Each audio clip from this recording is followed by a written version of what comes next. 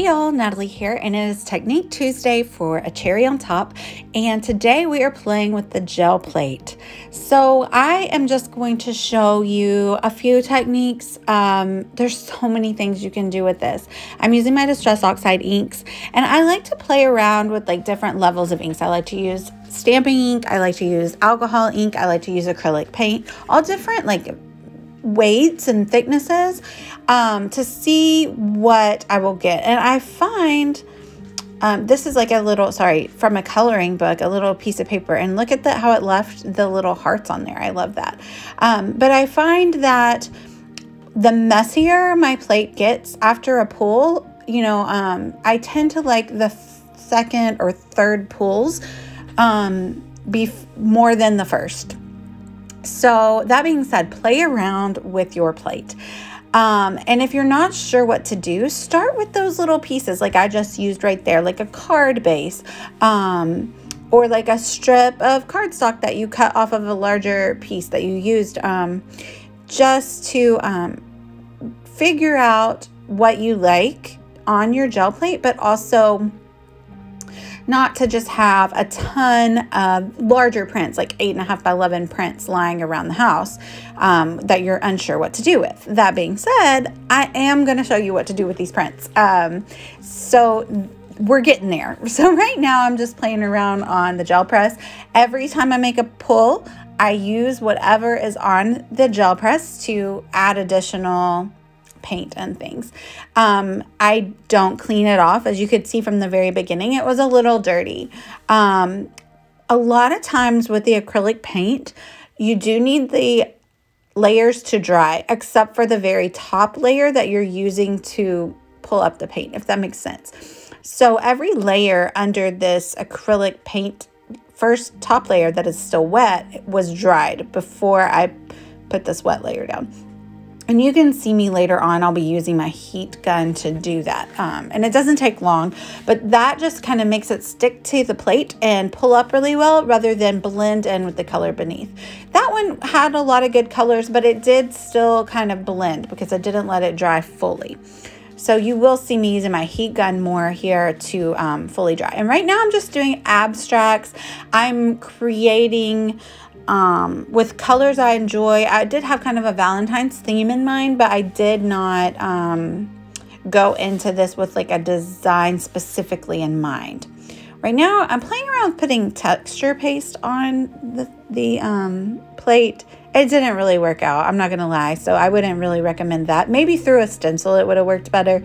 I don't know why I wasn't using my stencils at this point, but that was alcohol ink that you just saw me rub onto the plate. And so I am pressing down fairly hard with my brayer, and so it did all come up.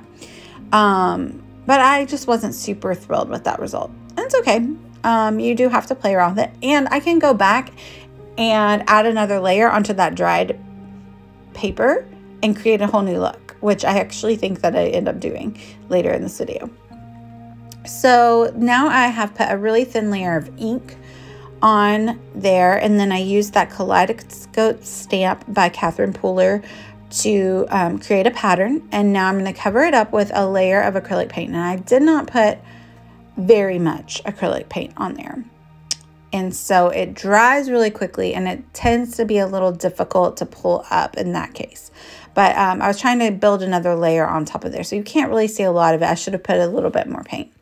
But there I am, just using some scraps of white cardstock that I had laying around my desk, playing around. I had put down, I think I had put down another bit of that coloring sheet, a little like flamingo. And so in a minute when I turn this over, I'll show you like, oh, it showed up a little bit. I didn't pursue that, and I didn't talk about it too much on here because it didn't really work out as much as I wanted. That first one with the hearts worked out, and then I tried it a few more times and it didn't really work out. So we're not going with that technique for this video. You can see it a little bit, but that's not what you're going to learn from me. If you want to learn that, definitely look it up, but it's not something that I have perfected at all, and it seems to be pretty finicky for most people from what I can tell from watching videos.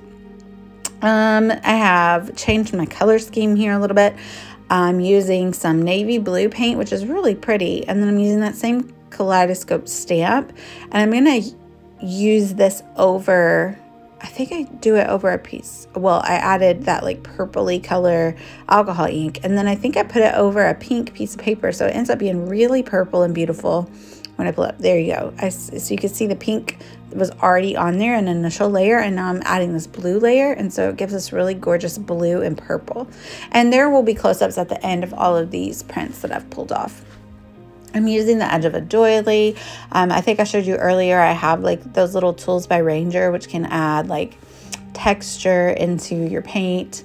Just play around with it.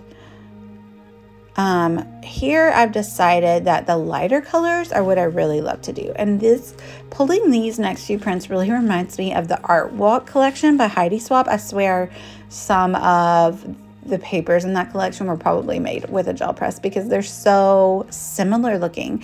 But I really like the very light grunge that I'm getting on these, and I can see using these a lot as either card backgrounds or layering pieces when I create a layout, like layering pieces behind photos and just as like really gorgeous non-patterned papers to help build up a layout. Yeah, I'm really happy with that one. It was that light blue, and then I went over it with some coral colors. So that's my favorite way of using these. And so now the middle of my plate is pretty bare. And so what I was trying to do here was achieve a look where I was just getting a lot of grunge on the outside edges and then leaving the inside bare.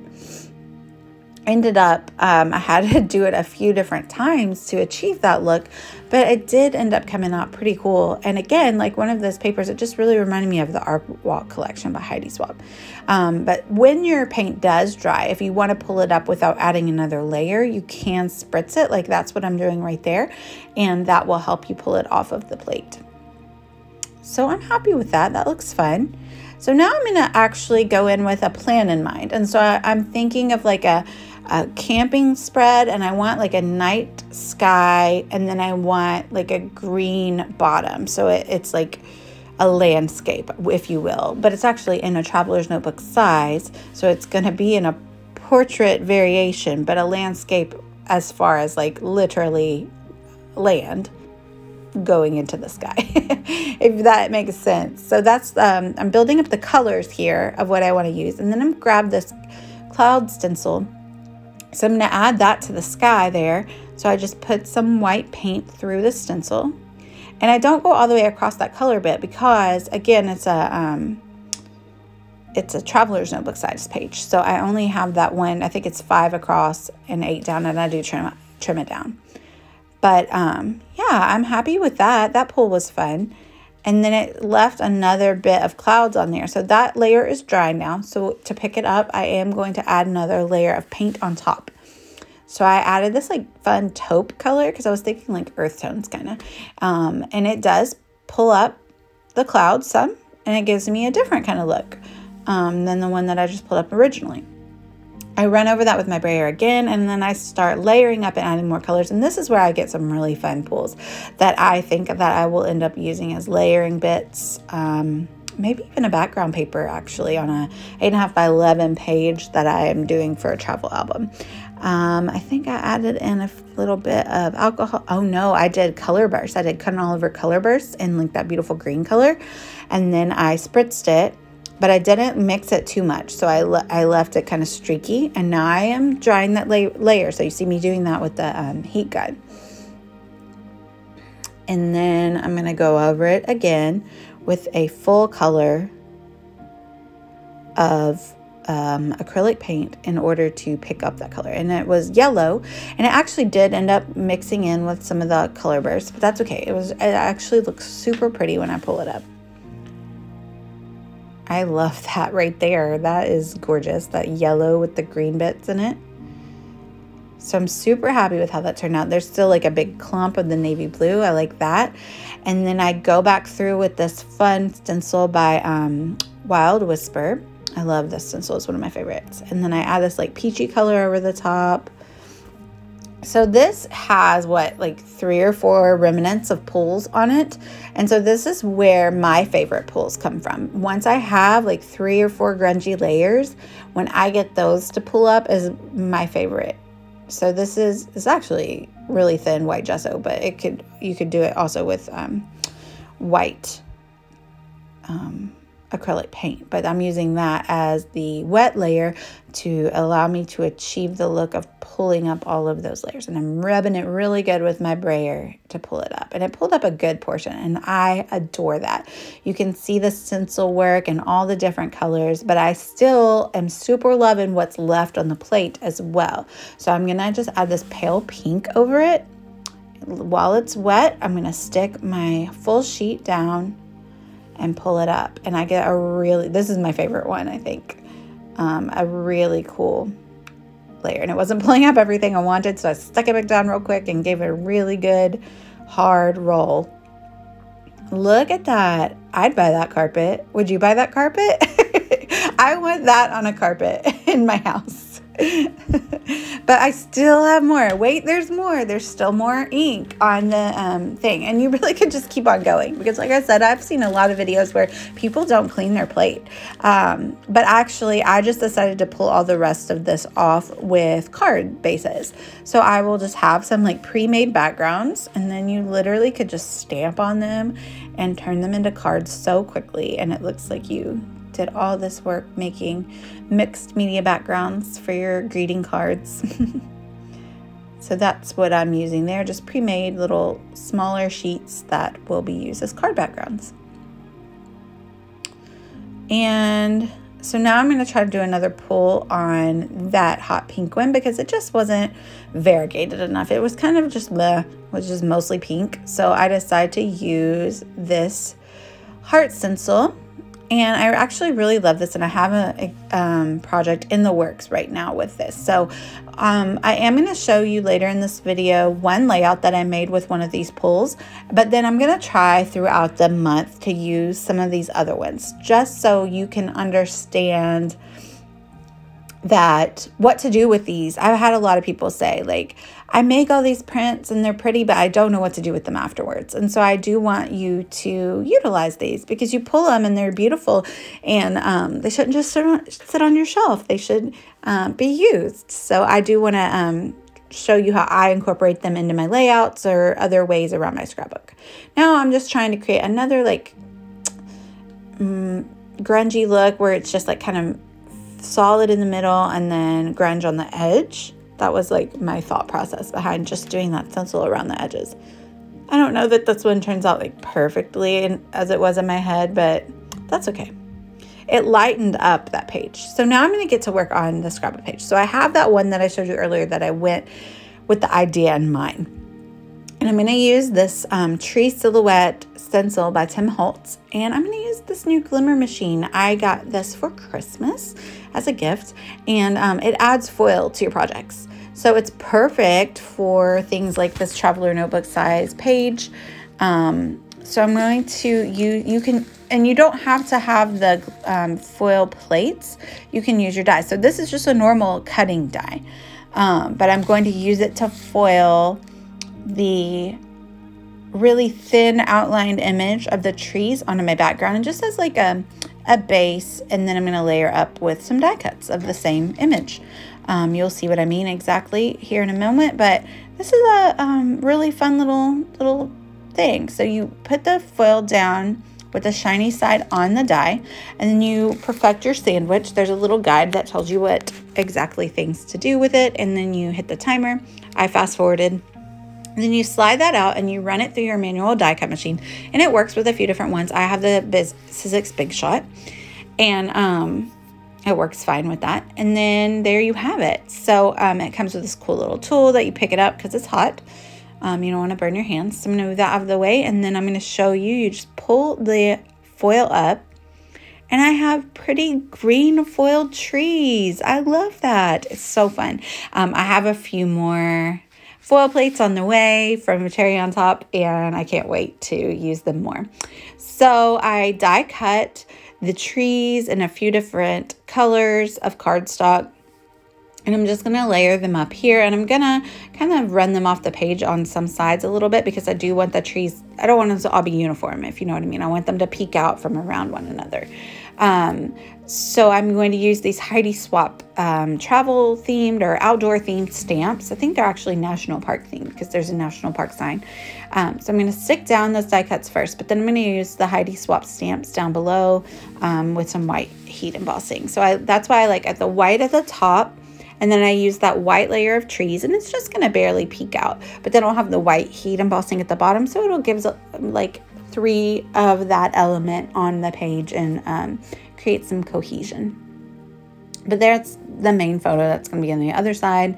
I'm not going to do much with that on screen because it's just a full page photo. But this is the fun like title page on the other side.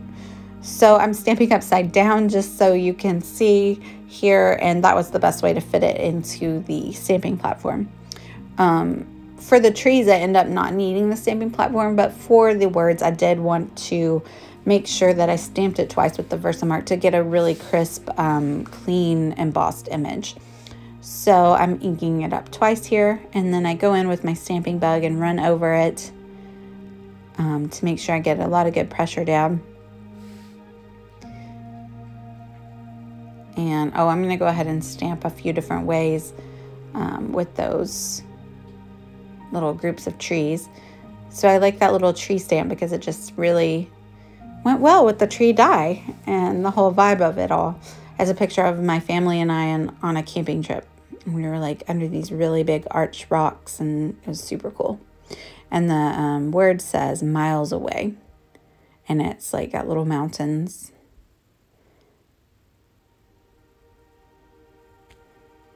We're going to heat emboss that.